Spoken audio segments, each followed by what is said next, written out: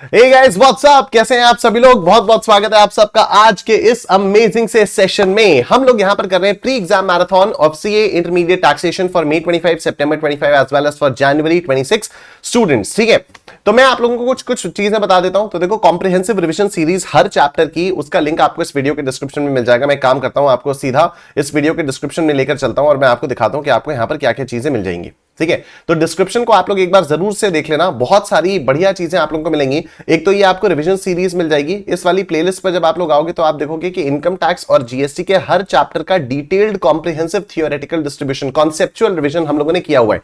ठीक है, और इसके पीडीएफ नोट्स भी आप लोगों के पास अवेलेबल है। तो ये पूरी की पूरी एक प्लेलिस्ट बनी हुई है इनकम टैक्स की और जीएसटी की, तो इसको आप लोग यहां पर देख सकते हो। एंड बहुत बढ़िया इसका मतलब हम लोगों ने बहुत अच्छी तरीके से रिवीजन किया हुआ है। माइंड मैप्स बनाए हैं, चार्ट्स बनाए हैं और इंपॉर्टेंट क्वेश्चंस शेयर किए हैं। तो बहुत सारी चीजें, तो उसको आप लोग यहां पर देख लेना। आईसीएआई के जो बुकलेट है उससे रिलेटेड हम लोगों ने कुछ केसेस यहां पर डिस्कस किए हुए थे, तो उसको भी आप लोग यहां पर देख सकते हो। ठीक है, ये वाला सेशन भी आपको, उसका लिंक यहां पर मिल जाएगा। उसके बाद एमटीपी सीरीज 1 में जो केस बेस्ड एमसीक्यूज आए हैं उसका पूरा का पूरा डिटेल सॉल्यूशंस आप लोगों को यहां पर मिल जाएगा, केस बेस्ड एमसीक्यूज का। क्योंकि बाकी जो डिस्क्रिप्टिव क्वेश्चंस होते हैं उनके तो सॉल्यूशंस आईसीएआई दे देता है, लेकिन केस बेस्ड एमसीक्यूज के नहीं देता है। तो एमटीपी सीरीज 1 की केस बेस्ड एमसीक्यूज का पूरा डिस्कशन यहां पर है। फिर जो अभी May 25 के लिए आरटीपी आई है उसमें जो भी केस बेस्ड एमसीक्यूज थे उसकी पूरी डिस्कशन, उसका पूरा डिस्कशन आप लोगों को यहां पर मिल जाएगा। एमटीपी सीरीज 2 में जो भी केस बेस्ड एमसीक्यूज हैं उसका डिस्कशन आप लोगों को यहां पर मिल जाएगा। और उसके बाद आईसीएआई की जो बुकलेट है उसमें कुछ जो रिमेनिंग केस बेस्ड एमसीक्यूज हैं उनका डिस्कशन वीडियो आप लोगों को यहां पर मिल जाएगी। ठीक है, अब आज हम लोग क्या करेंगे, आज हम लोग और आईसीएआई की ही केस बेस्ड एमसीक्यूज वाली बुकलेट को उठाएंगे और उसी से रिलेटेड उसमें ही कुछ और भी अगर एमसीक्यूज होंगे उसमें, मतलब कुछ और भी अगर एमसीक्यूज क्या उसके ही हम लोग कुछ और एमसीक्यूज की भी प्रैक्टिस करेंगे। ठीक है, तो चलो सर शुरू करते हैं। तो मैंने आपको ये बता दिया कि हम लोग ये सारी चीजें कर चुके हैं और अभी यहां पर ये 28, 29 और 30 तारीख का ये मेरा प्लान है। तो 28 तारीख को एमटीपी सीरीज 2 के केस बेस्ड एमसीक्यूज आपको मिल चुके हैं। कल यानी 29 अप्रैल 2025 को आपको केस बेस्ड एमसीक्यूज आईसीएआई की बुकलेट से मिल चुके हैं और आज हम लोग आईसीएआई की ही बुकलेट से कुछ और केस बेस्ड एमसीक्यूज को करेंगे। ठीक है, अच्छा, ये एग्जाम से पहले 1.5 दिन में हम लोगों का क्या प्लान रहेगा, कैसा शेड्यूल रहेगा, वो आप लोग यहां पर देख सकते हो। 5 मई को आप लोगों का पेपर खत्म होगा लॉ का और शाम को 6 बजे से हम लोग रगड़ना शुरू कर देंगे। ठीक है, तो 5 मई को पूरी रगड़ाई होगी, 6 मई को पूरी रगड़ाई होगी, 7 मई को मैं आपकी रगड़ाई नहीं कराऊंगा। 7 मई को मैं आपको सिर्फ बता दूंगा कि देखो आपको ऐसे ऐसे करना है और उसके बाद फिर आपका अपना सेल्फ स्टडी वाला टाइम रहेगा। वैसे सेल्फ स्टडी वाला टाइम आपका अपने पास भी रहेगा क्योंकि 5 मई को शाम को 6 बजे जब मैं आपको लास्ट 1.5 डे स्ट्रैटेजी बताऊंगा तो वहां पर मैं आपको बताऊंगा कि अगर आप में से कोई सेल्फ स्टडी करना चाहते हैं तो आप उसको कैसे कर सकते हो। You don't need to attend all the sessions live, but I will be taking the sessions live, some recorded, some live maybe. And उससे क्या होगा कि अगर आप रिकॉर्डेड भी देखना प्रेफर करोगे तो आपको टाइम स्टैम्प्स मिल जाएंगे। You can easily forward and watch at 2x speed और समथिंग लाइक दैट, तो वो आप लोगों के लिए बेनिफिशियल हो जाएगा। Right, wish you guys all the very best. शुरू करते हैं हम लोग अपना आज का मुद्दा। और आज हम लोगों को करना क्या है, हम लोग केस बेस्ड एमसीक्यूज करने जा रहे हैं आईसीएआई की बुकलेट से। राइट, तो इनकम टैक्स जैसे हम लोगों ने कल किया था, एक इनकम टैक्स फिर एक जीएसटी फिर एक इनकम टैक्स फिर एक जीएसटी, वैसे ही करेंगे। इनकम टैक्स में हम लोग 7 केस सिनेरियोस कर चुके हैं और जीएसटी में हम लोग 6 केस सिनेरियोस कर चुके हैं। ठीक है, सिंपल है। See the idea is not to solve all the case scenarios with you, क्योंकि यहां पर बहुत ही अच्छी बात हुई है इस बार इंस्टीट्यूट ने क्या किया है कि आपको केस बेस्ड एमसीक्यूज के भी जो क्वेश्चंस हैं उनके सॉल्यूशंस का आपको डिस्क्रिप्शन भी दिया हुआ है कि भाई अगर ऑप्शन ए है तो ऑप्शन ए क्यों है करेक्ट आंसर। अभी तक इंस्टीट्यूट वो देता नहीं था। ठीक है, तो it's not necessary for me to go through all the case based MCQs with you, लेकिन हाँ कुछ कुछ केस बेस्ड एमसीक्यूज कर रहे हैं जैसे हम लोगों ने किया। हम लोग इनकम टैक्स में 7 कर चुके हैं, जीएसटी में हम लोग 6 कर चुके हैं। आज भी हम लोग में भी 3-4 इनकम टैक्स के कर लेंगे, 3-4 जीएसटी के कर लेंगे। तो उससे होगा क्या, आप लोगों की ना एक मेंटालिटी बन जाएगी, एक साइकोलॉजी आप लोगों को समझ में आएगी कि यार केस बेस्ड एमसीक्यूज को अप्रोच किस तरह से किया जाता है। ठीक है, that is the entire idea. Right, आओ देखो। For the assessment year 25-26, Mr. Sonu submits the following information. ठीक है, असेसमेंट ईयर 25-26 के लिए फॉलोइंग इंफॉर्मेशन सबमिट की जा रही है। क्या है इंफॉर्मेशन में, let's see. Building at Chennai, building at Kochi, 2 buildings हैं, एक चेन्नई में एक कोचिंग में है। Municipal valuation, standard rent, fair rent, rent received, municipal taxes paid by the tenant mister Ramu for building at Chennai and paid by mister Sonu for building at Kochi. Alright, repairs paid by tenant mister Ramu for Chennai and building and mister Sonu paid for Kochi building. अच्छा ठीक है। Land revenue paid, insurance premium paid, interest on loan borrowed for payment of municipal tax of house property, nature of occupation let out, okay. Date of completion of construction 1 April 1996, 1 July 2008। क्या बात है, काफी comprehensive type का question लग रहा है, हर चीज यहां पर आएगी। Mr. Sonu is constructing one more building in Mumbai during the previous year 24-25. Mr. Raju, a film director, took on rent the building under construction in Mumbai at 5,000 rupees per month for his film shooting. अच्छा, तो mister Sonu जो है एक और building construct कर रहे हैं, लेकिन अंडर कंस्ट्रक्शन बिल्डिंग को ही रामू ने उसको रेंट पर ले लिया। डायरेक्टर राजू ने डायरेक्टर जो है उन्होंने इस बिल्डिंग को रेंट पर ले लिया। Construction of the set building would be completed by April 2025। Mister Sonu is a real estate developer and letting out properties is not the business of mister Sonu. ठीक है, तो जो हमारा असेसी है, ये मिस्टर सोनू जो हमारा असेसी है, इसका काम बिल्डिंग्स को लेट आउट करना नहीं है। ठीक है, ये एक बिजनेसमैन है और इसका काम, ये मतलब रियल एस्टेट डेवलपर है, इसका काम बिल्डिंग्स को लेट आउट करना नहीं है। ठीक है, ऑलराइट, ठीक है, फिर आगे देखते हैं। आगे, based on the facts of the case scenario given above, choose the most appropriate answer to the following questions. ठीक है, देखते हैं। Which of the building's income is chargeable to tax under the head income from house property in the hands of Mr. Sonu? ठीक है, तो mister Sonu के हाथ में इनकम फ्रॉम हाउस प्रॉपर्टी से कौन सी बिल्डिंग का रेंट चार्जेबल होगा? तो दोनों ही बिल्डिंग से होगा, बिल्डिंग एट चेन्नई भी और बिल्डिंग एट कोची भी। Sir what about building at Mumbai? Building at Mumbai जो है वो अंडर कंस्ट्रक्शन बिल्डिंग है, तो वो इनकम फ्रॉम हाउस प्रॉपर्टी के अंदर टैक्सेबल नहीं हो सकता, क्योंकि हाउस प्रॉपर्टी ही नहीं है। ठीक है, हाउस प्रॉपर्टी की डेफिनेशन में क्या आता था? Building and land appurtenant thereto. तो यहां पर जो बिल्डिंग एट चेन्नई है, बिल्डिंग एट कोची है, इन दोनों बिल्डिंग्स को इसने किराए पर दिया हुआ है, तो इससे जो भी किराया आ रहा है that will be chargeable under the head income from house property. एक डाउट और आ सकता है कि सर इस वाली प्रॉपर्टी को तो लेट आउट रेजिडेंस के लिए किया, इस वाली प्रॉपर्टी को लेट आउट बिजनेस के लिए किया, उससे कोई फर्क नहीं पड़ता। जिसको आप लेट आउट कर रहे हो वो इस बिल्डिंग का क्या यूज कर रहा है उससे आपको कोई मतलब नहीं है। आपके लिए it's a building which you let it out, जो आपने लेट आउट की हुई है। तो अगर आपने बिल्डिंग को लेट आउट किया हुआ है और आपका लेटिंग out of business, letting out of properties is not your business. ठीक है, आपका बिजनेस क्या? बिल्डिंग्स बना बनाकर बेचना। तो अगर बिल्डिंग्स बना बनाकर बेचना है ना, तो बेचोगे तब जो भी इनकम आएगी वो आप पीजीबीपी में लेकर जाओगे। लेकिन आप बिल्डिंग्स अगर बनाकर उनको किराए पर चढ़ा रहे हो, तो जो किराया आएगा वो इनकम फ्रॉम हाउस प्रॉपर्टी में टैक्सेबल हो जाएगा।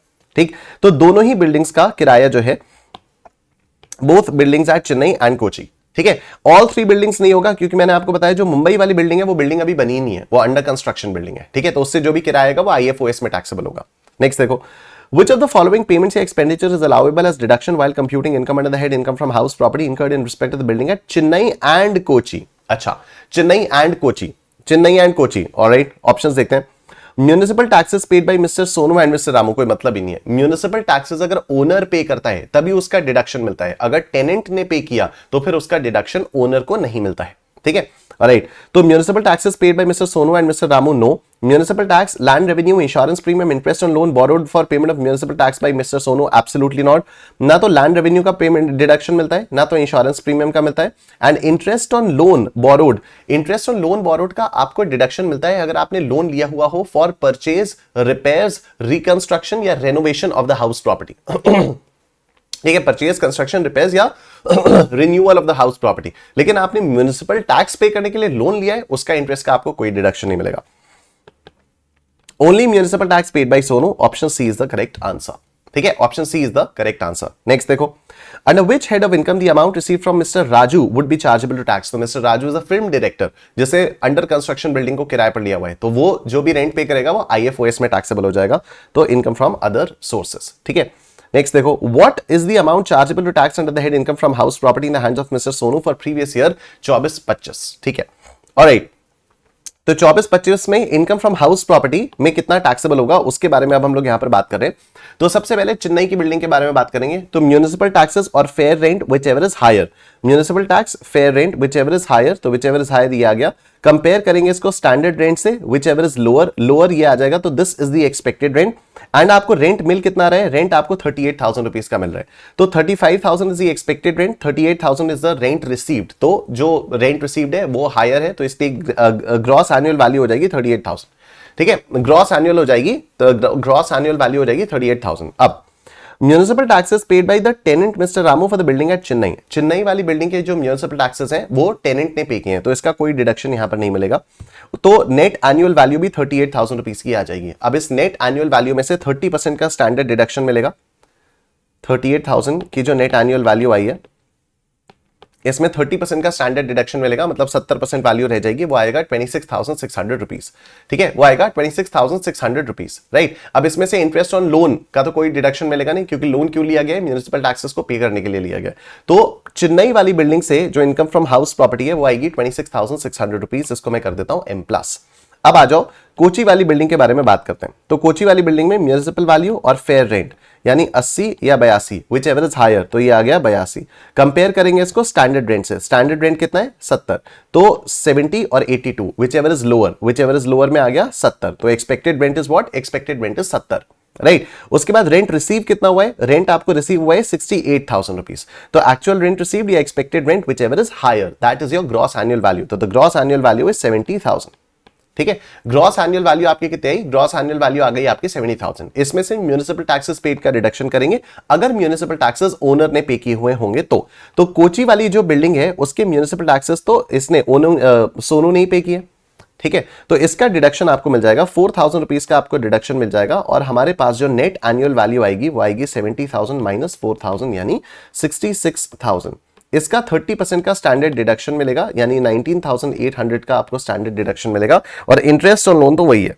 ठीक है, इंटरेस्ट ऑन लोन का आपको कोई डिडक्शन नहीं मिलेगा। तो नेट एनुअल वैल्यू कितनी आ जाएगी, सॉरी नेट एनुअल वैल्यू तो ये आ गई, नेट एनुअल वैल्यू में से इसको जब माइनस करेंगे 66,000 माइनस 19,800, ये आ जाएगा 46,200। ठीक है, आ जाएगा 46,200, इसको भी M+ कर देंगे, MRC आ जाएगा 72,800 and 72,800 will be your answer. ठीक है, क्वेश्चन नंबर 4 का आंसर आ जाएगा ऑप्शन ए। ठीक है, क्वेश्चन नंबर 4 का आंसर आ जाएगा ऑप्शन ए। डन। तो इनकम टैक्स का एक केस हम लोगों का हो गया है, अब हम लोग आ जाते हैं जीएसटी के केस नंबर 7 पर। तो देखो सर, केस सिनेरियो नंबर 7, ठीक है, केस सिनेरियो नंबर 7 ये रहा आपके सामने। Safe Bank limited, a small finance bank, was incorporated in April this year. Small finance bank है ये। The bank got registered under GST immediately on its incorporation as a banking company. ठीक है, तो bank ने अपने आप को registration करा लिया as a banking company. Safe Bank Limited received software support service free of cost from its head office located in United Kingdom for business purpose in April. तो क्या ये सप्लाई माना जाएगा? बिल्कुल, शेड्यूल 1 पैरा 4 ये supply मान लिया जाएगा। जब आप इंपोर्ट ऑफ सर्विसेज करते हो विदाउट एनी कंसिडरेशन करते हो, लेकिन अपनी ही किसी दूसरी एस्टैब्लिश्ड एंटिटी से करते हो और बिजनेस पर्पस के लिए करते हो, तो इसको सप्लाई मान लिया जाता है। Safe Bank Limited provided one high-end laptop worth 50,000 rupees to its new managing director MD as a gift for discharge of his duties. तो क्या इसको हम लोग सप्लाई मानेंगे? इसको हम लोग सप्लाई नहीं मानेंगे, क्योंकि यहाँ पर जो वैल्यू दी हुई है, गिफ्ट की वैल्यू दी हुई है, वो 50,000 रुपए से ज्यादा नहीं है। ठीक है, वो 50,000 रुपए से ज्यादा नहीं है। Initially, the bank opened 125 branches across India covering various states. To secure business, the bank appointed Quick Loan Providers LLP, a direct selling agent on pan-India basis. Okay, तो एक डायरेक्ट सेलिंग एजेंट अपॉइंट किया pan India basis पर, लेकिन direct selling agent एक LLP है, तो क्या यहां पर रिवर्स चार्ज लगेगा? यहां पर रिवर्स चार्ज नहीं लगेगा। नॉर्मली हम लोग बात करते हैं कि अगर कोई डायरेक्ट सेलिंग एजेंट किसी बैंकिंग या एनबीएफसी को सर्विसेज देता है तो उस पर रिवर्स चार्ज में बैंकिंग या एनबीएफसी को जीएसटी पे करना पड़ता है। लेकिन यहां पर डायरेक्ट सेलिंग एजेंट जो है वो एक एलएलपी है, एक बॉडी कॉर्पोरेट है। ठीक है, तो the direct selling agent should not be a body corporate और समथिंग। तो अगर ये डायरेक्ट सेलिंग एजेंट खुद ही एक बॉडी कॉर्पोरेट है तो यहां पर रिवर्स चार्ज नहीं लगेगा। This direct selling agent will have to pay GST and a forward charge. The bank needed the services of recovery agents for various retail and personal loans granted by its branches. For this purpose, the bank appointed Fast Recovery Services Private Limited, a recovery agent on pan-India basis. ठीक है, तो ये यहां पर एक recovery agent appoint कर दिया गया है। ठीक है, ये यहां पर एक रिकवरी एजेंट अपॉइंट कर दिया गया है। तो रिकवरी एजेंट भी एक कंपनी है, लेकिन रिकवरी एजेंट में ऐसी कोई चीज नहीं थी कि कंपनी है तो फिर रिवर्स चार्ज नहीं लगेगा वगैरह वगैरह। ठीक है, तो रिकवरी सर्विसेज में ऐसा कहीं पर भी नहीं लिखा हुआ था कि अगर कोई बॉडी कॉर्पोरेट है, रिकवरी एजेंट अगर कोई बॉडी कॉर्पोरेट है तो रिवर्स चार्ज नहीं लगेगा। ठीक है, तो ऐसे केस में रिवर्स चार्ज लगेगा। बेसिकली रिकवरी एजेंट्स जो होते हैं उस पर हमेशा रिवर्स चार्ज लगेगा, चाहे वो बॉडी कॉर्पोरेट ही क्यों ना हो। तो यहां पर fast recovery services private limited body corporate है, लेकिन फिर भी जीएसटी कौन पे करेगा? जीएसटी ये सेफ बैंक पे करेगा under reverse charge mechanism. Done. Safe Bank Limited provided the following details for the month of May in respect of one of its branches. ठीक है, alright, ठीक है, उसके बाद क्या हुआ? Safe Bank Limited provided the following details in the month of May in respect of one of its branches. एक branch से रिलेटेड ये इंपोर्ट, ये मतलब इनवर्ड सर्विसेज लिए नहीं, बस provided the following details लिखा हुआ है। प्रोवाइडेड द फॉलोइंग डिटेल्स लिखा है, तो इनवर्ड आउटवर्ड कुछ भी हो सकता है। Let's see, interest received on term loan, term loan दिया था उस पर इंटरेस्ट मिला, ओके टर्म लोन मैंने दिया था उस पर इंटरेस्ट मिला, मैं एक बैंक हूं, मैं सेफ बैंक हूं, ठीक है, मैंने टर्म लोन दिया था उस पर मुझे इंटरेस्ट मिला, ठीक है। Interest received on credit card transactions, interest received on fixed deposit held with SBI Mumbai, commission received on the letter of credit issued, documentation charges collected from borrowers, sale of foreign exchange to Bank of Rajasthan and authorized dealer. All the amounts given above are exclusive of taxes wherever applicable. All the supplies referred to above are intrastate unless specified otherwise. On the basis of the facts of the given above, choose the most appropriate answer to questions 1 to 4 below. आओ, which of the following statements is correct under GST law? Receipt from software support service by Safe Bank Limited from head office is supply, absolutely correct. Issue of laptop to new MD as a gift is supply, no, 50,000 से ज्यादा value नहीं है. Receipt of software support service by Safe Bank from head office is not a supply, no. Issue of laptop to new MD as gift is not a supply, yes. ठीक है, तो 1 और 4 ये आपके करेक्ट हैं. Option B is the correct answer. ठीक है, option B is the correct answer. अब देखो, in respect of services availed by Safe Bank Limited the bank shall pay under reverse charge for which of the following services? Services availed from Quick Loan Providers LLP, नहीं, Quick Loan Providers क्या थे? Direct selling agent थे ना. हाँ, तो quick Loan providers जो है वो डायरेक्ट सेलिंग एजेंट है. तो direct selling agent body corporate है, ठीक है. तो अगर डायरेक्ट सेलिंग एजेंट कोई बॉडी कॉर्पोरेट पार्टनरशिप फर्म या लिमिटेड लायबिलिटी पार्टनरशिप फर्म नहीं है तब रिवर्स चार्ज लगेगा. लेकिन अगर बॉडी कॉर्पोरेट पार्टनरशिप फर्म या एलएलपी है तो फिर फॉरवर्ड चार्ज लगेगा. तो यहां पर ये जो क्विक लोन प्रोवाइडर्स एलएलपी से सर्विसेज लिए हैं इसके लिए जीएसटी कौन पे करेगा? क्विक लोन सर्विस प्रोवाइडर्स ही पे करेगा, सेफ बैंक पे नहीं करेगा. ठीक है, तो इसमें नहीं मिलेगा. Service avail from fast recovery services private limited, ठीक है, सर्विस रिकवरी, ये वाला जो रिकवरी एजेंट है इसका रिवर्स चार्ज लगेगा, इस पे रिवर्स चार्ज लगेगा, इस पर बिल्कुल रिवर्स चार्ज लग जाएगा. तो option B is the correct answer. ठीक है, service avail from fast recovery services private limited, ये मैंने आपको बताया. रिकवरी एजेंट के केस में हम बॉडी कॉर्पोरेट वगैरह वाली चीज नहीं देखते हैं. तो अगर कोई एक रिकवरी एजेंट एक बैंक को सर्विसेज दे रहा है तो bank has to pay GST under reverse charge mechanism. लेकिन डायरेक्ट सेलिंग एजेंट के केस में it should not B a body corporate, a firm और एन एलएलपी और समथिंग. ठीक, नेक्स्ट देखो, compute the value of exempt supply provided by the branch of safe Bank limited for the month of May. ठीक है, तो अब हम लोगों को एग्जेम्प्ट सप्लाईज को कैलकुलेट करना है. ठीक है, एग्जेम्प्ट सप्लाईज को कैलकुलेट करना है. ठीक है, तो आओ एग्जेम्प्ट सप्लाईज को कैलकुलेट करते हैं. तो कैलकुलेटर देवता को बुलाते हैं. ठीक है, हमें एग्जेम्प्ट सप्लाईज निकालनी है. तो देखो, interest received on term loan, क्या ये एग्जेम्प्ट है? यस. सिर्फ क्रेडिट कार्ड से मिलने वाला अगर इंटरेस्ट होता है तो वो टैक्सेबल होता है, बाकी कोई भी अगर और इंटरेस्ट मिलता है तो वो एग्जेम्प्ट होता है. ठीक है, तो ये 10,75,000 एग्जेम्प्ट है. उसके बाद interest received on credit card transactions, ये टैक्सेबल है. Interest received on fixed deposit held with SBI, ये एग्जेम्प्ट है, 25 लाख ये एग्जेम्प्ट हो गया. फिर commission received on letter of credit issued, ये टैक्सेबल है. Documentation charges collected from borrowers, ये टैक्सेबल है. Sale of foreign exchange to bank of Rajasthan and authorised dealer, ये भी एग्जेम्प्ट है, ये भी एग्जेम्प्ट है. तो 51,35,000 रुपीज की जो सर्विसेज है वो आपकी एग्जेम्प्ट है.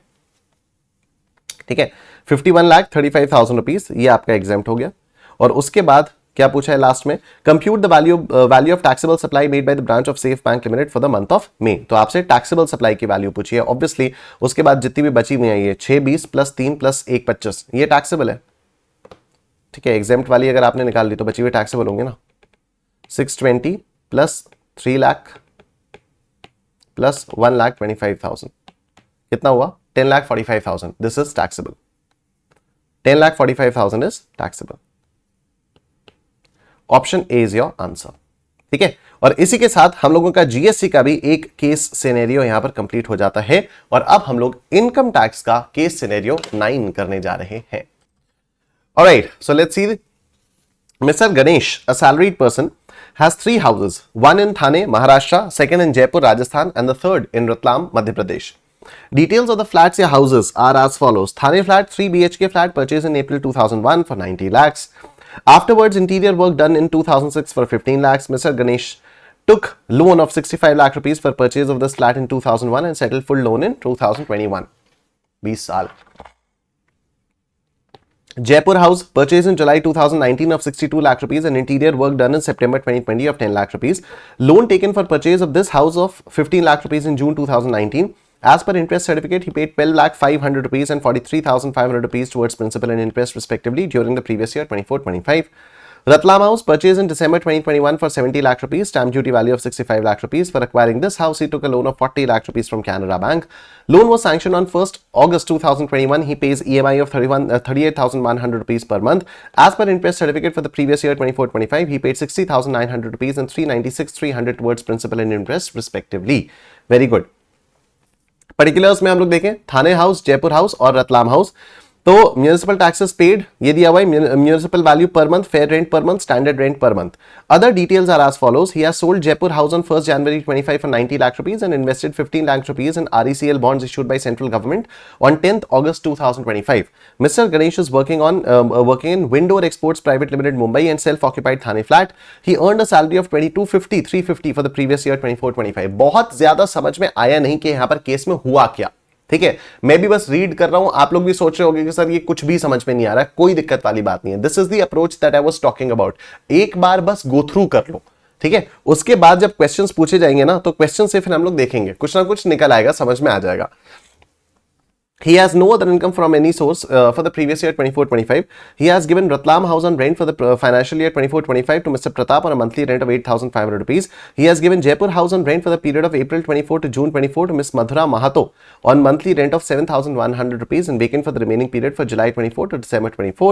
Mr. Ganesh wants to exercise the option of shifting out of the default tax regime under section 115 BAC. Cost inflation indices आपको यहाँ पर दिए हुए हैं।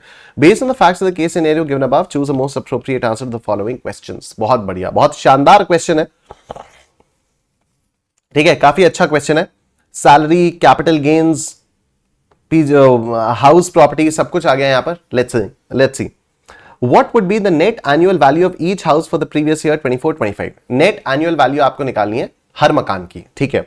तो हम लोगों को यहां से पता चला कि 2 मकान तो इसने किराए पर दिए हुए हैं। रतलाम वाला मकान इसने किराए पर दिया हुआ है, जयपुर वाला मकान इसने किराए पर दिया हुआ है, ठीक है। जयपुर वाले मकान में तो वेकेंसी भी है, जयपुर वाले मकान में वेकेंसी भी है। तो रतलाम और जयपुर ये 2 मकान इसने किराए पर दिए हुए हैं। थाने वाला सेल्फ ऑक्यूपाइड है। अगर भाई साहब थाने वाला सेल्फ ऑक्यूपाइड है तो थाने वाली की नेट एनुअल वैल्यू तो नील आ जाएगी, ठीक है। थाने वाली प्रॉपर्टी की नेट एनुअल वैल्यू आ जाएगी नील। तो थाने नील, थाने नील, थाने नील, थाने नील। बहुत बढ़िया, बहुत शानदार है इंस्टीट्यूट, ठीक है, बहुत ही चालाक है इंस्टीट्यूट। उसने कहा कि मैं ऐसे ऑप्शंस, मैं एलिमिनेशन वाले ऑप्शंस रखूंगा ही नहीं, ठीक है, मैं एलिमिनेशन वाले ऑप्शंस रखूंगा ही नहीं, थाने चारों ऑप्शंस में मैं नील दूंगा, ठीक है। उसके बाद अब हम एक एक करके बात करते हैं, फिर जयपुर वाले मकान के बारे में बात करते हैं, ठीक है। अब जयपुर वाले मकान की म्यूनिसिपल वैल्यू क्या है? जयपुर वाले मकान की what is the municipal value? ये है जयपुर और दूसरा कौन सा था? दूसरा था रतलाम, ठीक है, जयपुर और रतलाम।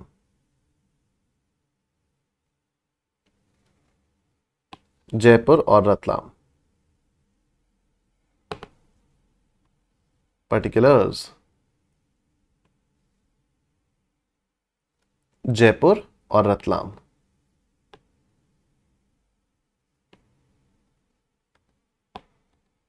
ठीक है,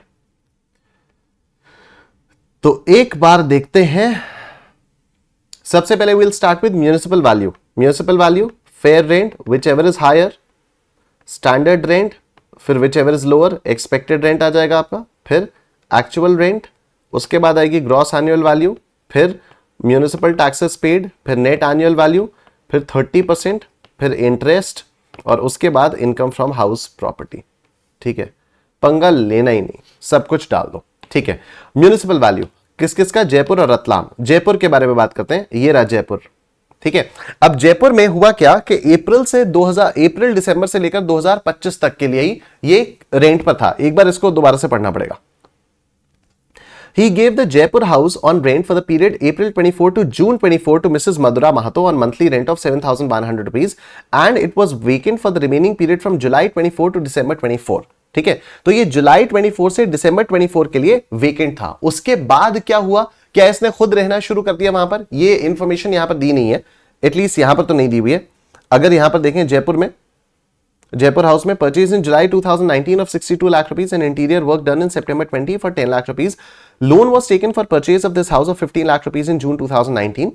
As per interest certificate, he paid 12 lakh 500 rupees and 43,500 rupees towards principal and interest respectively during the previous year 24-25. ठीक है, तो अभी हम लोगों को मालूम नहीं है कि जयपुर वाला रेंट है क्या, मतलब जयपुर वाले मकान में इसने क्या किया। ठीक है, जयपुर वाले मकान में दिसंबर 2024 के बाद इसने क्या किया, तो जहां तक है दिसंबर 2024 के बाद ये खुद ही रहने लग गया। ठीक है, दिसंबर 2024 के बाद इसने खुद ही वहां पर रहना शुरू कर दिया है, राइट। ऑलराइट, तो अभी तो यही लग रहा है कि भाई जनवरी से लेकर मार्च तक इससे ये जयपुर वाले हाउस को इसने सेल्फ ऑक्यूपाई किया हुआ है। ठीक है, other details are as follows में देखो, he has sold Jaipur house on 1st January 25 for 90 lakh rupees and invested 15 lakh rupees in RECL bonds issued by the central government on 10th August 2025। भाई साहब अब एकदम clarity हुई, अब तो कोई मतलब पंगा ही नहीं है, अब तो कोई पंगा ही नहीं है, क्योंकि इसने क्या किया, अप्रैल से लेकर दिसंबर तक इस प्रॉपर्टी को लेट आउट पे करके रखा। अप्रैल मई जून इसने मिस मधुरा को दिया था, है ना, अप्रैल में जून तो इसने मिस मधुरा को दिया था। He has given Jaipur house on rent from April 24 to June 24 to Miss Madhura. तो अप्रैल मई जून 3 महीनों के लिए इसने मधुरा को रेंट पर दिया, मधुरा महाटो को, और उसके बाद ये जुलाई 2024 से लेकर दिसंबर 2024 तक, मतलब जुलाई अगस्त सितंबर अक्टूबर नवंबर दिसंबर 6 महीने ये मकान खाली पड़ा रहा, 6 महीने मकान खाली पड़ा रहा, उसके बाद इसने मकान को बेच दिया। ठीक है, तो हम जो भी कैलकुलेशन करेंगे वो 9 महीने के हिसाब से करेंगे, हम लोग जो भी कैलकुलेशन करेंगे वो 9 महीने के हिसाब से करेंगे, क्योंकि 1 जनवरी को तो मकान बिक गया। ठीक है ना, 1 जनवरी को मकान बिक गया। तो अब अगर मैं म्यूनिसिपल वैल्यू लेता हूं तो म्यूनिसिपल वैल्यू मैं लूंगा 6,800 इंटू 9। म्यूनिसिपल वैल्यू मैं लूंगा 6,800 इंटू 9, कितना आया, 61,200 रुपीज आ गया। ओके, 61,200। पहले जयपुर वाला निपटाते हैं यार। ठीक है, ये आया 61,200 रुपीज। ठीक है, I hope this is clear, this is 61,200 rupees. इसमें तो अब इसमें कोई दिक्कत नहीं है। ठीक है, अब फेयर रेंट के बारे में बात करते हैं। तो फेयर रेंट कितना है, 7,000 रुपीज पर मंथ। तो ये भी 9 मंथ्स का हम लोग लेंगे, तो 7 9 से 63 आएगा। 7,000 इंटू 9 ये आ जाएगा आपका 63,000। ये क्या आ जाएगा, दिस विल बी 63,000। ठीक है, विच एवर इज हायर में हम लोग लेंगे 63,000। उसके बाद हम लोग लेंगे standard rent. What is the standard rent? Standard rent is 8,000 rupees. तो 9 8 से 72, तो यहां पर आ जाएगा 72,000। यह आ गया आपका 72,000। उसके बाद इनमें से जो भी लोअर होगा वो हम लोग लेंगे। तो लोअर कितना होगा, 63 प्लस 72। लोअर हम लोग लेंगे, सॉरी लोअर प्लस क्यों करना है, फिर लोअर अगर लेना है तो दिस विल बी 63,000। ठीक है, उसके बाद ये आपका एक्सपेक्टेड रेंट आ गया। फिर एक्चुअल रेंट, एक्चुअल रेंट कितना मिला, 3 महीने का मिलेगा। मिस मधुरा को एक्चुअल रेंट पे कितना दिया, 7,100 rupees. 7,100 into 3, 7,100 into 3। Actual rent आएगा आपका 21,300। ठीक है, एक्चुअल रेंट आएगा 21,300। ठीक है, एक्चुअल रेंट आएगा 21,300। अब नॉर्मली ग्रॉस एनुअल वैल्यू क्या होती है, दिस और this whichever is higher. लेकिन यहां पर 6 महीने की वैकेंसी है, तो हमें यह देखना होगा कि क्या वैकेंसी वाला रेंट मिलाकर एक्सपेक्टेड से ज्यादा जा रहा है। अगर वैकेंसी वाला रेंट मिलाकर एक्सपेक्टेड से ज्यादा जाएगा तो मतलब हमारे मन में कोई चोरी नहीं है, तो हमें जितना रेंट मिला उसी को हम लोग ग्रॉस एनुअल वैल्यू मानेंगे। ठीक है, तो वैकेंसी हमारे पास 6 महीने की रही है, तो 6 इंटू 7,100। वैकेंसी में अगर मतलब अगर मान लो वैकेंसी नहीं होती तो हमें और कितने रुपए का रेंट मिल जाता, 7,100 इंटू 6, यानी हम लोगों को 42,600 रुपीज का रेंट और मिल जाता। राइट, यहां पर हमारे पास 21,300 रुपीज का रेंट हमें मिला हुआ है, और अगर 42,600 का रेंट और मिल जाता तो हमारा टोटल रेंट आता 63,900, जो कि 63,000 रुपीज से ज्यादा होता। क्या हमारे मन में कोई चोरी है? नहीं। और अगर हमारे मन में कोई चोरी नहीं है तो जितना रेंट हमें मिला वही हमारी ग्रॉस एनुअल वैल्यू होगी, यानी 21,300 रुपीज। ठीक है, अब इसमें से म्यूनिसिपल टैक्सेस अगर कुछ पे किए तो वो माइनस करने होंगे। Yes, municipal taxes paid per month है ना, ये नहीं पर मंथ नहीं है, तो म्यूनिसिपल टैक्सेस पेड पूरे हुई हैं 8090, दिस नॉट पर मंथ, तो 8090 ये म्यूनिसिपल टैक्सेस पेड आ गए। अब जो आपके पास आएगा वो आएगी आपकी नेट एनुअल वैल्यू 21,300 माइनस 8090, या 13,210, या 13,210। This is a net annual value. ठीक है, अभी इस वाले क्वेश्चन में सिर्फ नेट एनुअल वैल्यू निकालने के लिए बोला था, तो अभी हम लोग नेट एनुअल वैल्यू तक की कैलकुलेशन अपनी सीमित रखते हैं। ठीक है, अब रतलाम वाली प्रॉपर्टी पे देखते हैं। तो रतलाम वाली प्रॉपर्टी में ऐसा कुछ नहीं दिया हुआ है कि बिकी बिकी थी, तो रतलाम वाली प्रॉपर्टी पूरे साल के लिए किराए पर थी, ठीक है। तो he has given Ratlam house on rent for financial year 24-25 to Mr. Pratap on a monthly rent of 8,500 rupees। ठीक है, 12 महीनों के लिए प्रॉपर्टी को रेंट पर दिया हुआ था, 8,500 रुपए महीने का किराया था, ठीक है। We'll start with municipal value। What is the municipal value? Ratlam वाली प्रॉपर्टी की 7,200 रुपीज, तो 7,200 इंटू 12 हम लोग करते हैं, साल भर की म्यूनिसिपल वैल्यू आएगी 7,200 इंटू 12, ये आया 86,400 रुपीज। तो रतलाम वाली प्रॉपर्टी की जो म्यूनिसिपल वैल्यू है वो है 86,400 रुपीज। फेयर रेंट से कंपेयर करेंगे, what is the fair rent? Fair rent is 7,500 rupees. तो 7,500 इंटू 12 हम लोग करेंगे तो ये आएगा 90,000 rupees, 90,000 rupees, whichever is higher में आ गया 90,000 rupees. Now will compare it with standard rent per month 7,300 rupees. 7,300 into 12 ये आया 87,600 रुपीज, और इनमें से जो भी लोअर होगा वो आपका एक्सपेक्टेड रेंट हो जाएगा, which is 87,600 rupees. Let's see the municipal taxes कितने पे किए, 6,909 के म्यूनिसिपल टैक्सेस पे किए, 6,909 के म्यूनिसिपल टैक्सेस पे किए, 6,909। और अब ये आपके पास आ गई क्या, कुछ गड़बड़ कर दिया क्या? सॉरी, यहां पर वो आएगा ना, एक्चुअल रेंट आएगा, यहां पर आपका एक्चुअल रेंट आएगा, ठीक है। एक्चुअल रेंट आएगा, ग्रॉस एनुअल वैल्यू में से म्यूनिसिपल टैक्सेस माइनस करेंगे, ठीक है। एक्सपेक्टेड रेंट आपका आ गया। अब एक्चुअल रेंट हम लोगों को मिला कितना?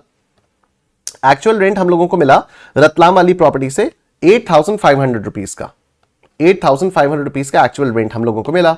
8,500 इंटू 12 ये आ गया 1,02,000 रुपए, ठीक है। यह आया 1,02,000 रुपए। अब 1,02,000 या 87,600 विच एवर इज हायर, तो दिस इज 1,02,000 रुपीज, राइट। अब इसमें से म्यूनिसिपल टैक्सेस माइनस करेंगे। म्यूनिसिपल टैक्सेस हमने 6,909 के पे किए, 6,909 के म्यूनिसिपल टैक्सेस पे किए, इसको हम लोग यहां से माइनस करेंगे, तो 1,02,000 minus 6,909 and this will come to 95,091, ठीक है, 95,091 ये हम लोगों ने यहां पर कर दिया है, राइट। तो ये मेरी एनएबी आई है। तो जो मेरी ये वाली प्रॉपर्टी थी, थाने वाली प्रॉपर्टी थी, ये तो सेल्फ ऑक्यूपाइड है, तो ये निल है। जयपुर वाली प्रॉपर्टी की जो नेट एनुअल वैल्यू है वो है 13,210, और रतलाम वाली प्रॉपर्टी की जो नेट एनुअल वैल्यू है वो है 95,091।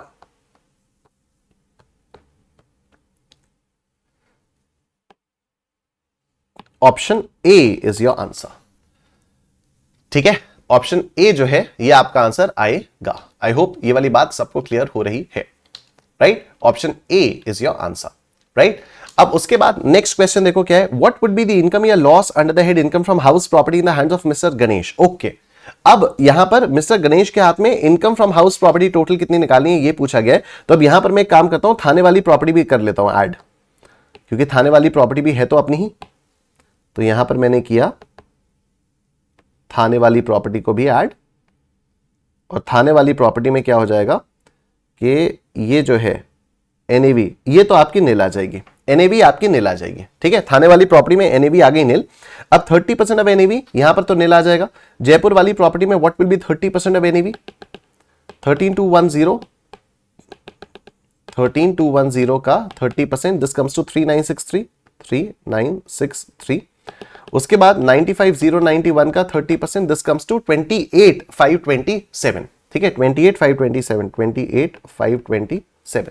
इंटरेस्ट ऑन लोन देखते हैं एक बार, मेरे ख्याल से इंटरेस्ट ऑन लोन्स भी कुछ तो थे। अगर हम लोग थाने वाली प्रॉपर्टी के बारे में बात करें, यानी जो सेल्फ ऑक्यूपाइड है, उसके बारे में क्या दिया हुआ है, लेट्स सी। 3 BHK फ्लैट है, purchase in April 2001 for 90 lakh rupees. Afterwards, interior work was done in 2006 for 15 lakh rupees. Mr. Ganesh took loan of 65 lakh rupees for purchase of this flat in 2001 and settled full loan in 2021. अच्छा, तो full loan को settle भी कर दिया था, तब तो कोई पंगा ही नहीं है, तब तो कोई पंगा ही नहीं है। इनकी तो house property, income from house property nil ही आ गई, थाने से तो नील आ गई, ठीक है। थाने वाली जो सेल्फ ऑक्यूपाइड हाउस प्रॉपर्टी है उससे इनकम आ गई नील। जयपुर वाली प्रॉपर्टी के बारे में देखते हैं। जयपुर वाली प्रॉपर्टी में इंटरेस्ट ऑन लोन के बारे में कुछ दिया हुआ है क्या? Alright, purchase in July 2019 for 62 lakh rupees and interior work done in September 2020 of 10 lakh rupees. Loan taken for purchase of this house of 15 lakh rupees in June 2019. As per interest certificate, he paid 12 lakh 500 rupees and 43,500 rupees towards principal and interest respectively during the previous year 24-25. तो 43,500 rupees का आपको यहाँ पर deduction मिल जाएगा. 43,500 rupees का आपको यहां पर डिडक्शन मिल गया. उसके बाद रतलाम के बारे में अगर हम लोग बात करते हैं तो रतलाम में भी क्या क्या हुआ Purchased in December 21 for 70 lakh rupees, stamp duty value of 65 lakh rupees. For acquiring this house, he took a loan of 40 lakh rupees from Canara Bank. Loan was sanctioned on 1st August 2021. He pays EMI of 38,100 rupees per month. As per interest certificate for the previous year 24-25, he paid 60,900 and 396,300 towards principal and interest respectively. तो interest पे किया है 396,300 का, ठीक है, interest पे किया है 396,300 का, ये इंटरेस्ट यहां पर आपने पे किया हुआ है, ठीक है, ये इंटरेस्ट आपने पे किया हुआ है। अब आओ देखो इनकम फ्रॉम हाउस प्रॉपर्टी कितना आता है। जयपुर वाली प्रॉपर्टी से 13,210 माइनस 3,963 माइनस 43,500 कितना आता है? 34,253 का लॉस, ठीक है। उसके बाद 95,091 माइनस 28,527 माइनस 396,300 कितना आया? 329,736 329,736 इसका ये हुआ लॉस, ठीक है। तो टोटल लॉस कितना हुआ? 34,253 प्लस 329,736, टोटल लॉस हुआ 363,989, ठीक है। टोटल लॉस हुआ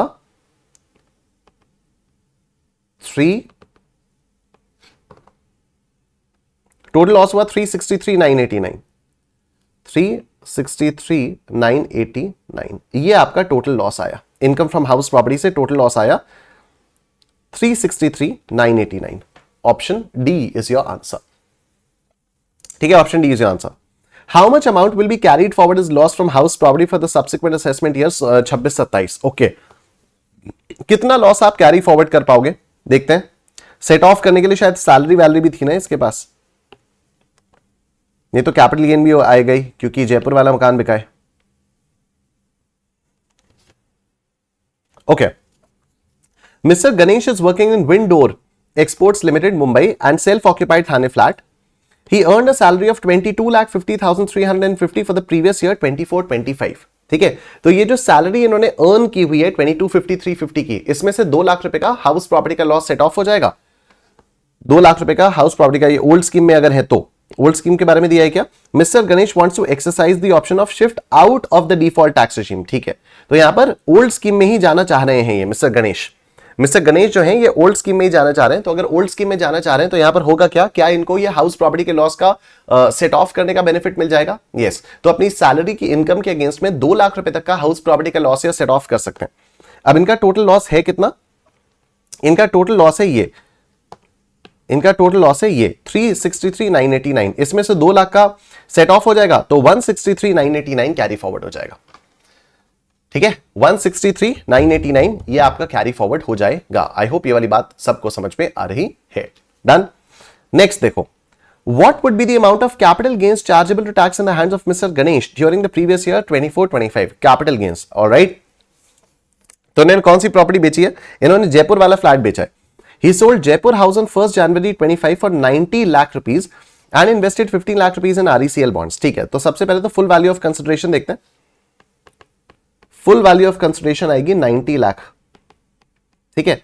अच्छा, प्रॉपर्टी इन्होंने कब बेची है? प्रॉपर्टी इन्होंने बेची है 1st जनवरी 2025 को, यानी आफ्टर 23rd जुलाई 2024, ठीक है। तो if you have acquired a property before 23rd July 2024 but you are selling it on or after 23rd July 2024, तो क्या आपको कैपिटल गेन्स कंप्यूट करते समय इंडेक्सेशन का बेनिफिट मिलता है? नहीं, ठीक है। जो आपकी एक्चुअल कॉस्ट ऑफ एक्विजिशन थी, जो आपकी एक्चुअल कॉस्ट ऑफ इंप्रूवमेंट थी, वही आपको माइनस करना होगा।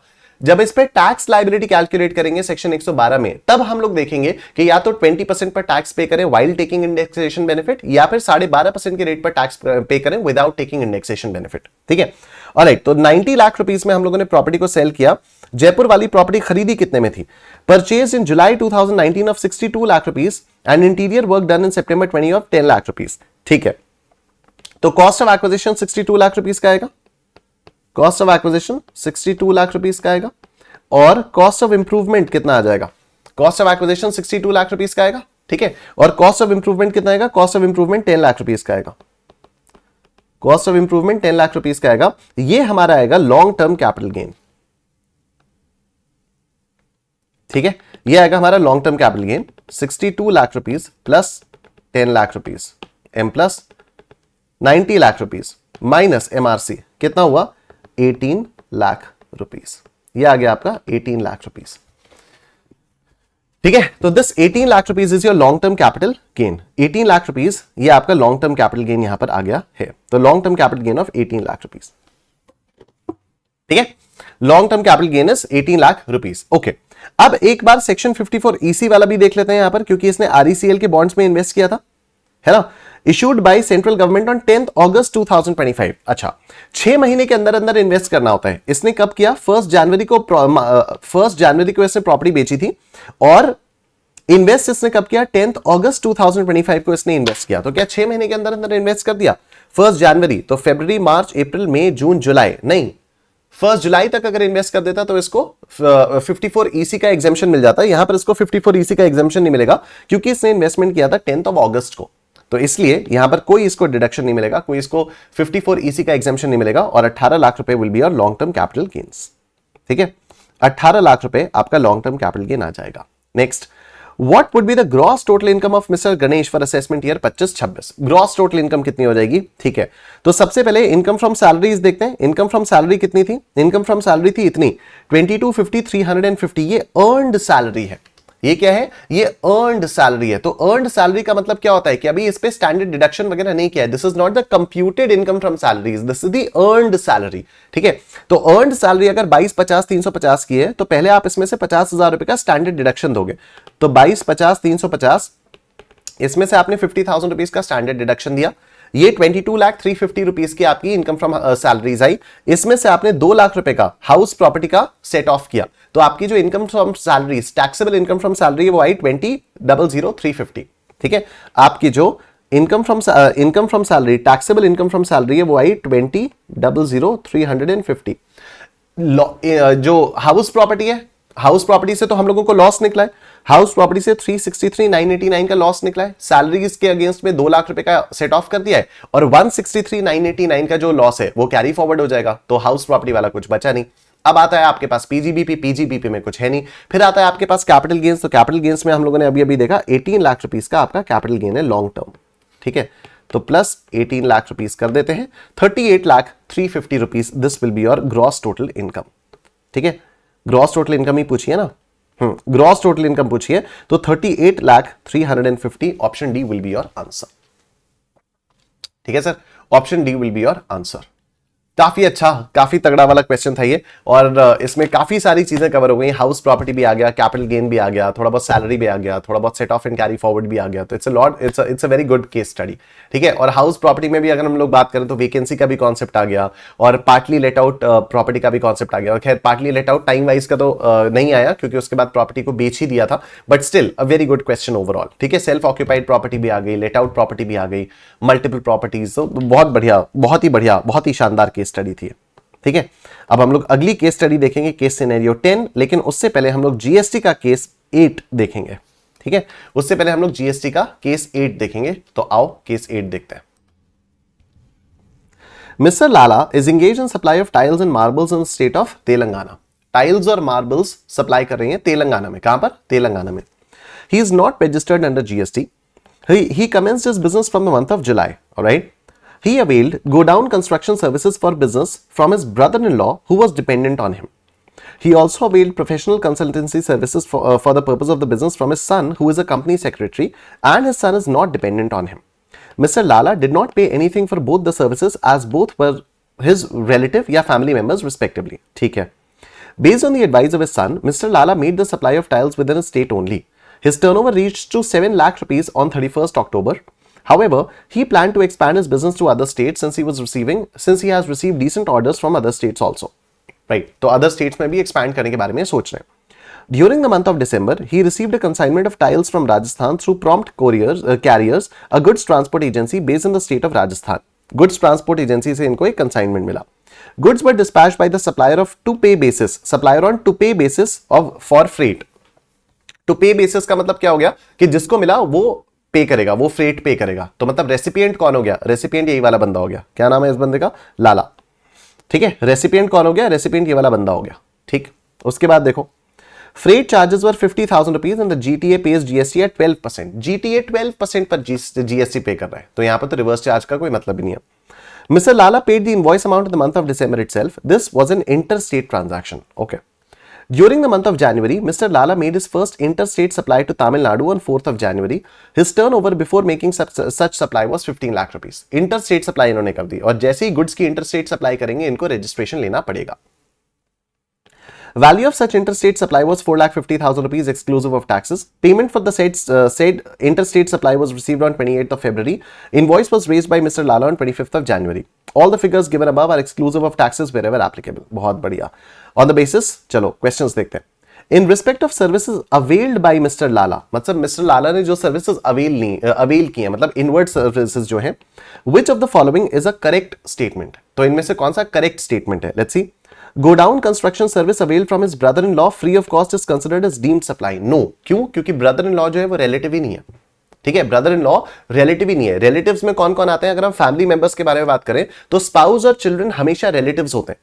स्पाउस और चिल्ड्रन हमेशा फैमिली मेंबर्स माने जाते हैं, मतलब हमेशा ये लोग रिलेटिव्स माने जाते हैं, चाहे ये डिपेंडेंट हो या इंडिपेंडेंट हो. लेकिन उसके अलावा पेरेंट्स, सिबलिंग्स और ग्रैंड पेरेंट्स, पेरेंट्स और सिबलिंग्स, ये लोग आपके फैमिली मेंबर्स तभी माने जाते हैं इफ दे आर होली और मेनली डिपेंडेंट ऑन यू. तो यहां पर कहीं पर भी ब्रदर इन लॉ तो आता ही नहीं है. ठीक है, स्पाउस और चिल्ड्रन तो हमेशा आपके रिलेटिव्स होंगे, चाहे वो डिपेंडेंट हो चाहे वो डिपेंडेंट ना हो. लेकिन पेरेंट्स, ग्रैंड पेरेंट्स और सिबलिंग्स का मतलब ब्रदर्स एंड सिस्टर्स, ये आपके फैमिली मेंबर्स या ये आपके रिलेटिव्स तभी माने जाएंगे if they are not completely if they are wholly and mainly dependent on you. तो ब्रदर इन लॉ तो कहीं पर आते ही नहीं है, तो ब्रदर इन लॉ तो रिलेटिव ही नहीं है. तो अगर आपने सर्विसेज को इंपोर्ट किया, अगर आपने सर्विसेज को अवेल किया या इंपोर्ट किया या नॉन इंपोर्ट किया, व्हाटएवर, आपने कोई कंसिडरेशन पे नहीं की, रिलेटिव भी नहीं है, तो फिर किस बात का सप्लाई? तो this is not a supply. ठीक है, this is not a supply. Professional service avail from his son free of cost is considered as deemed supply. आओ इसको देखते हैं. सन से कौन सी services Lee?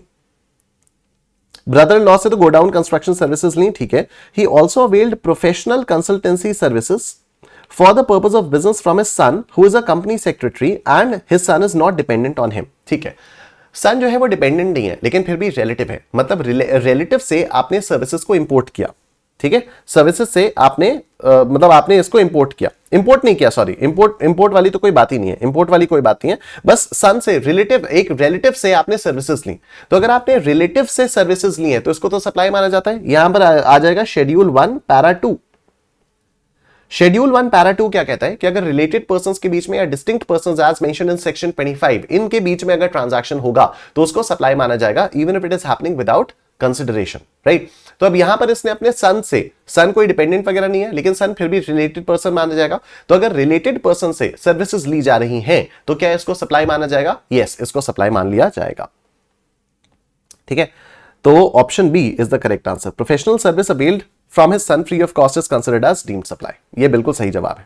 Next, up to which limit of aggregate turnover Mr. Lala can continue to supply goods without registration within his state if he does not procure any goods या services on which tax is payable under reverse charge mechanism. अच्छा, सवाल क्या पूछ रहा है कि किस limit तक, एग्रीगेट टर्नओवर की कौन सी लिमिट तक मैं बिना रजिस्ट्रेशन के अपने ही स्टेट के अंदर सप्लाई कर सकता हूं.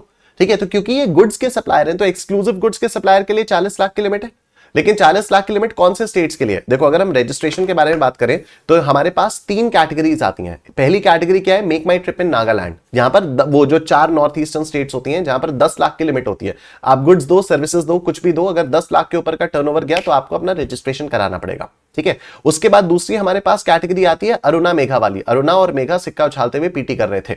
ठीक है, तो अरुणा और मेघा यानी अरुणाचल प्रदेश, मेघालय, सिक्का उछालते हुए, सिक्किम, सॉरी, सिक्का मतलब सिक्किम, उछालते हुए मतलब उत्तराखंड. तो अरुणाचल प्रदेश, मेघालय, सिक्किम, उत्तराखंड पीटी कर रहे थे. पुडुचेरी और तेलंगाना, मतलब ये 6 स्टेट्स ऐसी हैं जहां से आप गुड सप्लाई करो, सर्विसेज सप्लाई करो, कुछ भी करो, अगर 20 लाख से ऊपर का टर्नओवर है तो आपको रजिस्ट्रेशन करना पड़ेगा. और बाकी जितनी भी स्टेट्स हैं वहां पर है अगर आप सर्विसेज सप्लाई कर रहे हो तो 20 लाख, अगर आप गुड्स सप्लाई कर रहे हो तो 40 लाख. ठीक है, ये बंदा जो है मिस्टर लाला, ये कौन से स्टेट से सप्लाई कर रहा है? ये कौन से स्टेट से सप्लाई कर रहा है? ये तेलंगाना से सप्लाई कर रहा है. तो तेलंगाना से तो 20 लाख की लिमिट है, चाहे even though he is engaged in exclusive supply of goods, even though he is engaged in exclusive supply of goods. लेकिन क्योंकि तेलंगाना से कर रहा है तो यहां पर इसको क्या करना पड़ेगा? इसको रजिस्ट्रेशन लेना पड़ेगा जैसे ही इसका टर्नओवर 20 लाख को क्रॉस करता है. तो इसके लिए एग्रीगेट टर्नओवर का जो थ्रेशोल्ड है वो क्या हो जाएगा? वो हो जाएगा 20 लाख. ठीक है, इसके लिए एग्रीगेट टर्नओवर का जो थ्रेशोल्ड है वो हो जाएगा क्या? वो हो जाएगा आपका 20 लाख. ठीक है, दैट विल बी 20 लाख. तो ये आ गया क्वेश्चन नंबर 2 का आ गया आंसर ऑप्शन ए। नेक्स्ट देखो, What is the tax liability for the freight charges? What is the tax liability for the freight charges? अब freight charges के बारे में हम लोग क्या बात करते हैं, तो freight charges क्या हो गया, freight charges मतलब क्या हो गया कि ये जो इसने गुड्स ट्रांसपोर्ट एजेंसी से सामान मंगवाया है उसके लिए जो freight charges है उसकी टैक्स लाइबिलिटी क्या आएगी। तो देखो गुड्स ट्रांसपोर्ट एजेंसी में क्या बात करते हैं हम लोग कि अगर गुड्स ट्रांसपोर्ट एजेंसी किसी स्पेसिफाइड पर्सन को, अगर गुड्स ट्रांसपोर्ट एजेंसी किसी स्पेसिफाइड रेसिपिएंट को सर्विसेज देता है तो that specified recipient is liable to pay GST and reverse charge. और उन स्पेसिफाइड रेसिपिएंट्स में से एक रेसिपिएंट आता है रजिस्टर्ड पर्सन। यहां पर जो मिस्टर लाला ये तो रजिस्टर्ड ही नहीं है, तो अगर कोई गुड्स ट्रांसपोर्ट एजेंसी किसी अनरजिस्टर्ड बंदे को दे रहा है तो मिस्टर लाला के ऊपर तो कोई टैक्स लायबिलिटी आएगी ही नहीं, मिस्टर लाला को कोई रिवर्स चार्ज में जीएसटी पे नहीं करना। दूसरी बात, यहां पर ये जो गुड्स ट्रांसपोर्ट एजेंसी है ये 12% के रेट से जीएसटी चार्ज कर रही है, तो अगर 12% के रेट से जीएसटी चार्ज कर रही है मतलब जीटीए को फॉरवर्ड चार्ज में जीएसटी पे करना पड़ेगा, चाहे वो रजिस्टर्ड पर्सन को दे चाहे वो अनरजिस्टर्ड पर्सन को दे। ठीक है, सॉरी ये अनरजिस्टर्ड पर्सन को दे रहा है तो फिर ये एग्जेम्प्ट ही रहेगा। ठीक है, यहां पर क्योंकि 12% से जीएसटी चार्ज करता है, but anyway this thing will be exempt क्योंकि जीटीए ने किसको सर्विसेज दी है, जीटीए ने अनरजिस्टर्ड पर्सन को सर्विसेज दी है। ठीक है, तो गुड्स ट्रांसपोर्ट एजेंसी अगर अनरजिस्टर्ड पर्सन को सर्विसेज देता है तो वो एग्जेम्प्ट हो जाएगा, तो जो फ्रेट चार्जेस है उस पर भी कोई जीएसटी नहीं लगेगा। ठीक है, फ्रेट चार्जेस पर भी कोई जीएसटी नहीं लगेगा। आगे देखो, Which of the following statements is correct with respect to liability of Mr. Lala to register under GST? Okay, Mr. Lala is liable to register in the month of December for receipt of GTA services. No. Mr. Lala is liable to register in the month of January. क्यों? क्योंकि GTA services, GTA क्या कर रहा है, 12% के rate से GST पे कर रहा है। ठीक है, और मुझसे फर्क नहीं पड़ता just because I am taking GTA services am I supposed to register myself? No, not at all. Mr. Lala is liable to register in the month of January for effecting interstate outward supply of goods. Absolutely correct. आप जैसे interstate supply करने के बारे में सोचते हो आपको registration लेना पड़ता है। Next, what is the time of supply of goods made by Mr. Lala during the month of January? जनवरी में क्या ट्रांजैक्शन हुआ? During the month of January, Mr. Lala made his first interstate supply to Tamil Nadu on 4th of January. अच्छा, 4th जनवरी को tiles भेजे, मतलब goods का movement involved है। तो टाइम ऑफ सप्लाई के पहले रूल्स देख लेते हैं। गुड्स के केस में फॉरवर्ड चार्ज, क्योंकि यहां पे तो टाइल्स वगैरह में कोई भी रिवर्स चार्ज वाली चीज नहीं आती है कि रेसिपिएंट को रिवर्स चार्ज में जीएसटी पे करना पड़ेगा। टाइल्स वगैरह ये सप्लाई कर रहे हैं तो डेफिनेटली यहां पर फॉरवर्ड चार्ज ही लगेगा। ठीक है, अब during the month of January mister Lala made his first interstate supply to Tamil Nadu on 4th of January, right.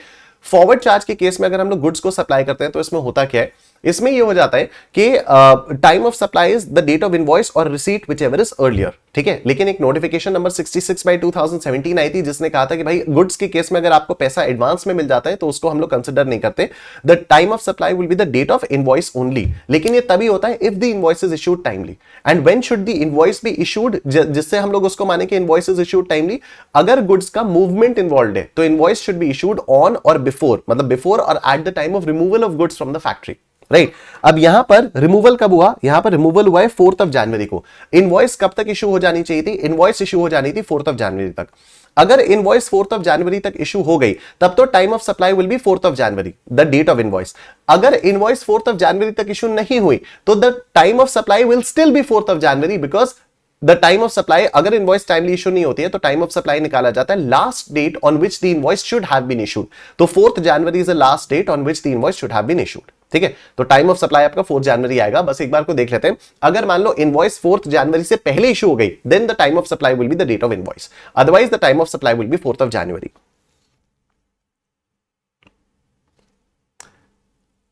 Value of such interstate supply was 4,50,000 rupees. Payment for the said interstate supply was made on 28th February. Invoice was raised by 25th of January. तो क्या invoice timely issue हुई? नहीं। 4th जनवरी को अगर supply की थी invoice कब तक इशू हो जानी चाहिए थी, इनवॉइस इशू हो जानी थी चाहिए थी 4th ऑफ जनवरी तक। तो last date on which the invoice should have been issued was 4th of January, तो इसलिए time of supply will be 4th of January.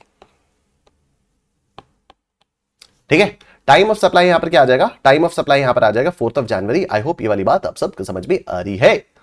ठीक है, इसी के साथ हम लोगों का एक केस यहां पर और कंप्लीट हो चुका है। अब हम लोग आएंगे इनकम टैक्स के केस सिनेरियो नंबर 10 पर। ठीक है, तो आओ देखते हैं। देखो, Lux Enterprise a proprietorship firm of Mister Lucifer Morning Star, क्या बात है, a resident individual in Maharashtra engaged in business of printing and publishing. The following details pertain to the assets of the business. Office building superstructure constructed on lease land, date of purchase इतना, date of put to use इतना, amount इतना। BMW M4 convertible car, date of purchase, date of put to use, amount. Machinery is use in printing and publishing process, date of purchase, date of put to use, amount. Written down value of plant and machinery depreciable at 15% as on 1st April 2024 was 1 crore 45 lakh rupees. Based on the facts of the case scenario given above, choose the most appropriate answer to the following questions assuming all the aforementioned assets are purchased through account payee check. बहुत बढ़िया, ठीक है, पूरा का पूरा depreciation से related question है. आओ इसको हम लोग सॉल्व करते हैं, बड़ा मजा आएगा. Let's see. अच्छा, कौन से बिजनेस में है ये प्रिंटिंग एंड पब्लिशिंग बिजनेस में. और प्रिंटिंग एंड पब्लिशिंग बिजनेस को हम लोग मैन्युफैक्चरिंग बिजनेस मानते हैं क्या? हाँ. और अगर प्रिंटिंग एंड पब्लिशिंग को हम लोग मैन्युफैक्चरिंग बिजनेस मानते हैं तो इसका मतलब इस पर एडिशनल डेप्रिसिएशन भी लगेगा. अगर ये ओल्ड स्कीम में जा रहा है तो न्यू स्कीम में एडिशनल डेप्रिसिएशन नहीं होता. क्या यहां पर दिया हुआ है? यहां पर ओल्ड स्कीम न्यू स्कीम के बारे में कोई इंफॉर्मेशन नहीं दी हुई है. ठीक है, यहां पर ओल्ड स्कीम न्यू स्कीम के बारे में कोई इंफॉर्मेशन नहीं दी हुई है. चलो ठीक है, तो हम लोग ओल्ड स्कीम ही मानते हैं, फिर हम लोग इसको ओल्ड स्कीम मानते हैं. Let's see. नहीं तो न्यू स्कीम ओल्ड स्कीम दोनों के हिसाब से देख लेते हैं. ठीक है, न्यू स्कीम और ओल्ड स्कीम दोनों के हिसाब से देख लेते हैं. Let's see. What would be the amount of depreciation allowable on plant and machinery at 15% for the previous year 24-25? Okay. Plant and machinery का जो ब्लॉक है उसकी वैल्यू है 1 करोड़ 45 लाख रुपीस. ठीक है, प्लांट एंड मशीनरी का जो ब्लॉक है उसकी वैल्यू है 1 करोड़ 45 लाख रुपीस. उसके बाद हमने कुछ और मशीन खरीदी 25 सितंबर को और पुट टू यूज किया 15 अक्टूबर को. पुट टू यूज 15 अक्टूबर को किया, यानी फॉर लेस देन 180 डेज के लिए पुट टू यूज किया हुआ है. तो ये जो 9,12,500 रुपीस है इस पर आधे साल का डेप्रिसिएशन मिलेगा. But anyway WDV for depreciation तो निकाले हम लोग 912,500. 912,500. ठीक है, टोटल कितना आया? टोटल आया आपका 1 crore 45 lakh rupees plus 912,500. This is 154,12,500. ठीक है, इसको हम 3 पार्ट्स में डिवाइड करेंगे. इसको हम लोग 3 पार्ट्स में डिवाइड करते हैं. ठीक है, कोई भी WDV फॉर डेप्रिसिएशन आती है उसको हम लोग 3 पार्ट्स में डिवाइड करते हैं. सबसे पहला पार्ट होता है acquired but not put to use during the year. ऐसा तो यहां पर कुछ है नहीं. दूसरा होता है acquired but put to use for less than 180 days. यह आ जाता है आपका 9,12,500. और तीसरा पार्ट आता है बैलेंस. बैलेंस आ जाएगा आपका 1 करोड़ 45 लाख रुपए. ठीक है, इस पर आधे रेट से डेप्रिसिएशन लगेगा यानी 7.5%.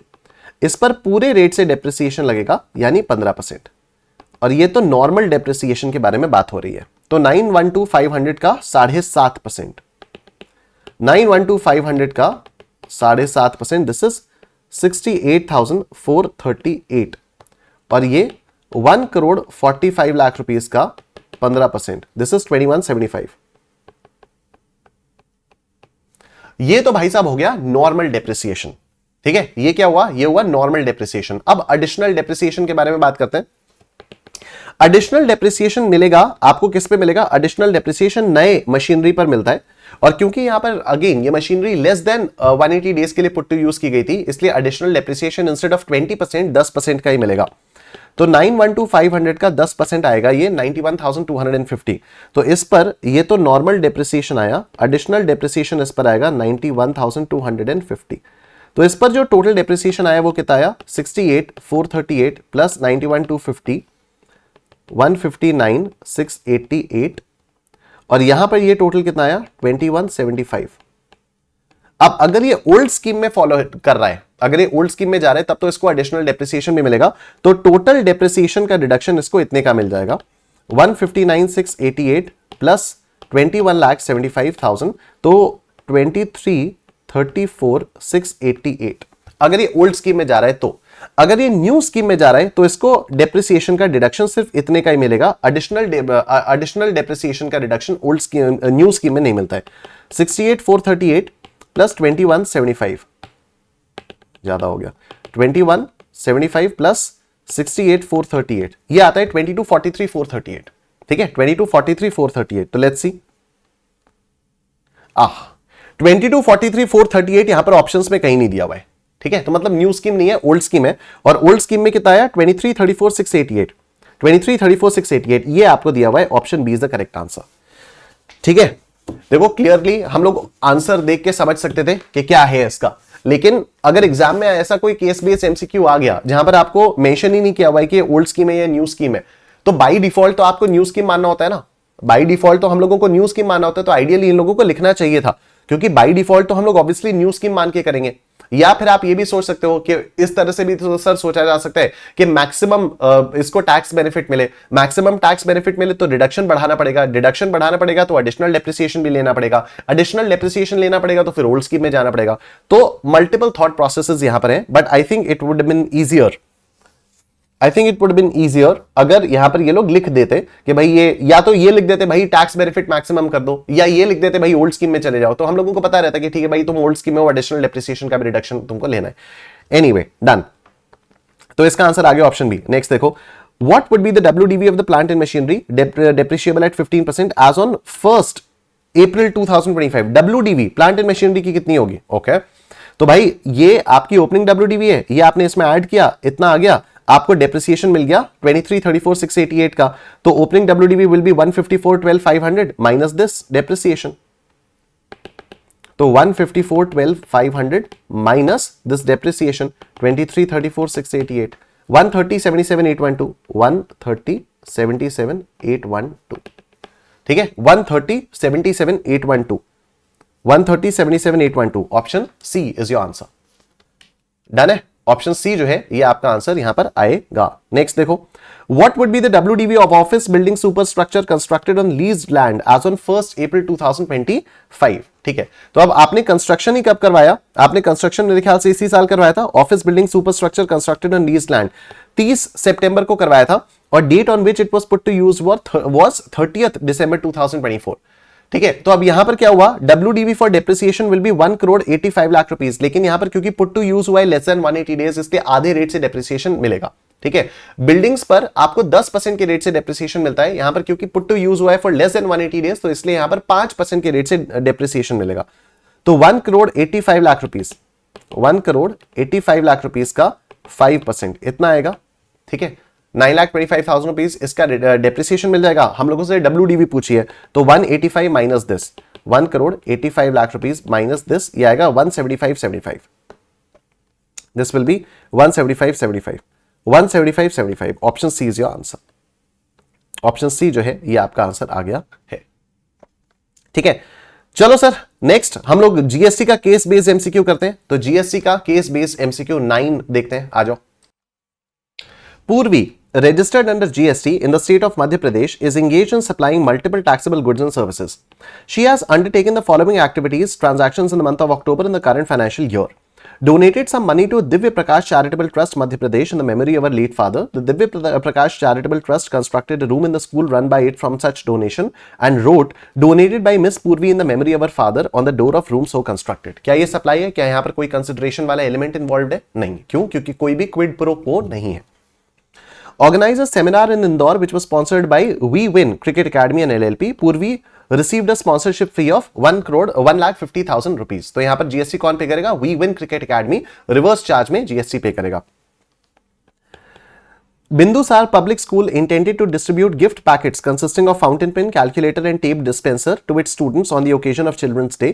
Therefore, it entered into a contract with Purvi on 28th October for supply of 2,000 packages at a single price of 250 rupees. Rates of GST for fountain pen, calculator and tape dispenser 5, 12 and 18 respectively. Clearly एक mixed supply है, 18% का rate सब पे लग जाएगा। Received the following payments during the month of October. Earned 160 by performing at a Western music concert in Indore, completely taxable है। Earned 50,000 rupees for renting of space for use as textile emporium, fully taxable है। Received 70,000 rupees for supply of farm labor, ये exempt होगा। All amounts given above are exclusive of GST wherever applicable. Based on the facts of the case scenario given above, choose the most appropriate answer to questions 1 to 4 below. Donation made by Purvi to Divya Prakash Charitable Trust is not a supply at all. Exempted by, no, not exempted, not a supply at all. Not a supply at all. Next. Which of the following statements is correct with respect to the sponsorship fee received by Purvi? We Win reverse charge में pay करेगा. Tax on sponsorship services is payable by We Win Cricket Academy under reverse charge. Next. Determine the nature of supply and applicable rate of GST for packages supplied by Purvi to Bindusar Public School. Mixed supply है और जो maximum rate होगा 18% का वो लगेगा। ठीक है, तो mixed supply and applicable rate is 18%. Out of all the payments received by Purvi in the month of October, value of exempt supply amounts to, तो exempt supply तो बस ये है ना, supply of farm labor 70,000 रुपए, तो ये आ जाएगा आपका 70,000 रुपए। Option B is your answer. ठीक है, तो it was a simple case study. Again मुझे लगता है अब आज के लिए हम लोगों का काफी हो गया, ये काफी सारे केस स्टडीज हम लोगों ने कर लिए हैं, इनकम टैक्स के भी और जीएसटी के भी, और आप लोगों को सोचने का तरीका समझ में आ चुका है। तो बस यही होता है यार, बहुत सारी चीजों को आपको दिमाग में लगाना होता है, दिमाग में रखना होता है जब आप केस बेस्ड एमसीक्यूज को सॉल्व करते हो। तो मैं तो हमेशा यही बोलता हूं कि केस बेस्ड एमसीक्यू हो या कोई भी एमसीक्यू हो, आपको हमेशा उसको पेपर में सेकंड लास्ट में अटेम्प्ट करना चाहिए। I always said this. मैं आपको पूरा पेपर सॉल्व करने का स्ट्रक्चर बता देता हूं। मतलब नॉर्मली कई बार मैंने बताया हुआ, एक बार फटाफट से और बता देता हूं कि जब भी आपको पेपर मिले तो आपको एमसीक्यूज, केस बेस्ड एमसीक्यूज रखने हैं सेकंड लास्ट के लिए। तो सर लास्ट में क्या रखना है? लास्ट में आपको रखना है इनकम टैक्स का वो पहला वाला क्वेश्चन, जहां पर आपको पूरी की पूरी इनकम टैक्स लायबिलिटी को कंप्यूट करना होता है वगैरह वगैरह। ठीक है, वो जो क्वेश्चन नंबर 1 होता है ना, कंपलसरी होता है डिस्क्रिप्टिव क्वेश्चंस में, तो that question you have to keep at the end. मतलब 2 से 5 का अगर पेपर है तो 4:30 बजे से पहले तो उस क्वेश्चन को आपको पढ़ना भी नहीं है, पढ़ना भी नहीं है। ठीक है, even the reading time should not be utilised in going through that question. वो क्वेश्चन आपके लिए एग्जिस्ट ही नहीं करता, वो क्वेश्चन आपको देखना ही 4:30 बजे। देखते जाओ, करते जाओ, देखते जाओ, करते जाओ, जितना हो जाएगा आधे घंटे में वेरी गुड, क्योंकि उससे पहले ही आप उतना पेपर कर चुके होगे कि आप पास हो जाओगे। ठीक है, तो इसमें मैं हमेशा बोलता हूं कि सबसे पहले आपको डिस्क्रिप्टिव पेपर करना चाहिए, और वो करने चाहिए क्वेश्चंस जो आपको सबसे अच्छे से आते हैं। उसके बाद आपको जीएसटी का जो कंपलसरी क्वेश्चन होता है, जिसमें आपको net minimum GST payable in cash निकालना होता है, फिर आपको वो करना चाहिए। फिर आपको एमसीक्यूज करने चाहिए, और उसके बाद फिर लास्ट में आधा घंटा अगर बचता है आपके पास, तो वहां पर आपको करना चाहिए वो इनकम टैक्स का कंपलसरी 15 नंबर वाला क्वेश्चन। ठीक है, क्योंकि 15 नंबर वाले क्वेश्चन को अगर सब लोग पहले ले लेते हैं, और मैक्सिमम स्टूडेंट्स ये गलती करते हैं, सबसे पहले सॉल्व करना स्टार्ट कर देते हैं, फिर एक सवा घंटा उसमें लग जाता है, उसमें कुछ कुछ एडजस्टमेंट्स ऐसे होते हैं जो समझ में नहीं आते, और फिर बाद में एक पूरे पैनिक की सिचुएशन होती है, पेपर छूट जाता है। ठीक है, तो उस वाले क्वेश्चन में से अगर कुछ छूट जाए तो चलेगा, कोई बात नहीं। 15 नंबर में से आपको अगर 10 नंबर भी मिल गए, 7, 8, 9 जितने भी नंबर मिल गए, वो बोनस ही है आपका। ठीक है, वो बोनस ही है। तो ज्यादा से ज्यादा क्या होगा, 15 नंबर का पूरा क्वेश्चन अगर आप लोग कायदे से करके आओगे, आपको 12-13 नंबर मिल जाएंगे। ठीक है, तो मैं कह रहा हूं अगर आप पूरा क्वेश्चन नहीं भी करके आओगे तब भी आपको 7-8 नंबर मिल जाएंगे। तो 4-5 एक्स्ट्रा नंबर के चक्कर में ना आप एक सवा घंटा, मतलब आधा पौना घंटा आप इसमें बर्बाद कर देते हो, तो वो नहीं करना है। ठीक है, तो उस वाले क्वेश्चन को हमेशा लास्ट के लिए अटेम्प्ट करना है। चलो, wish you guys all the very best, all the very best for your exam starting from 3rd May। ठीक है, एंड बचे हुए केस बेस्ड एमसीक्यूज आप लोग प्लीज अपने आप से करिए, और आप लोग इसको कर पाओगे। जितना आप लोग खुद से करोगे उतना बेटर होगा। यहाँ पर सॉल्यूशंस ऑलरेडी दिए हुए हैं, तो इसमें ऐसा नहीं है कि मुझे सारे के सारे कराने की जरूरत है। बाकी if you have any doubts in any case based MCQ और something, you can always refer to the solutions, और you can WhatsApp me also. आप मुझे इस नंबर पर व्हाट्सएप कर सकते हो, 8447757167। You can WhatsApp me on this number, तो मैं आप लोगों के जो भी डाउट्स वगैरह होंगे उसको मैं टेकअप कर सकता हूँ। ठीक है, चलो, thank you so much everyone, take care, अपना ध्यान रखो। वीडियो को लाइक कर देना, कमेंट सेक्शन में कमेंट करके बताना आपको सेशन कैसा लगा। Take care, bye bye.